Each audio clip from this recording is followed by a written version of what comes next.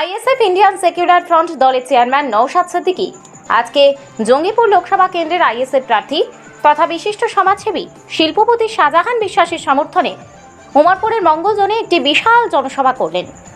তিনি জনসাধারণের কাছে আবেদন রাখলেন, আমার প্রার্থীকে ভোটে জেতান, দেখবেন আপনাদের যা সমস্যা আছে সবার আগামী 5 বছরের মধ্যে তার সমাধান করে দেব।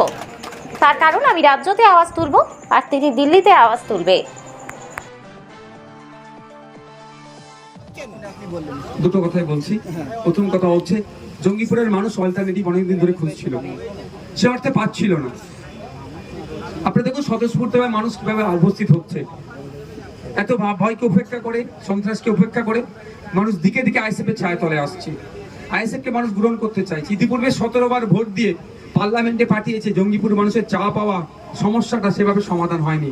ভরসা করছে আমাদের দিকে, আমাদের সংগঠন আছে এবং জনাব শাহজাহান সাহেবের নিজস্ব একটা ক্যারিশমা আছে, অস্বীকার কেউ করতে পারবে না।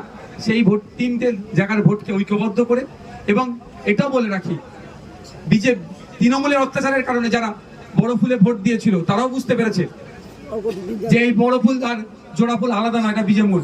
সেই ভোটটাও ফিরে আসবে আইএসএফ এর দিকে। অর্থাৎ এতগুলো ইকুয়েশন আমার কাজ করছে, আমাদের ভোট আমাদের পক্ষে আসবে। 4 তারিখে রেজাল্ট খামচিহ্ন এখান থেকে জিতছে। দ্বিতীয় কোশ্চেন যেটা আছে, ডায়মন্ড হারবার নিয়ে কি ভাবছি। ডায়মন্ড হারবার নিয়ে তো অলরেডি আমাদের ভাবা আছে। আইএসএফ ওখান থেকে লড়াই করছে এবং ওই সিটে যথেষ্ট আমরা লড়াই দেবো। মানুষকে যদি ঠিকঠাক ভোট দেওয়ার সুযোগ হয়, বুথ র্যাগিং না হয়, বুথ জ্যাম না হয়, মানুষকে প্রভাবিত না করে, সুষ্ঠুভাবে যদি ভোট দেওয়ার জায়গা থাকে, এই আপনারা রেকর্ড করে রাখুন, ডায়মন্ড হারবার থেকেও অভিষেক ব্যানার্জিকে আমরা পরাস্ত করছি।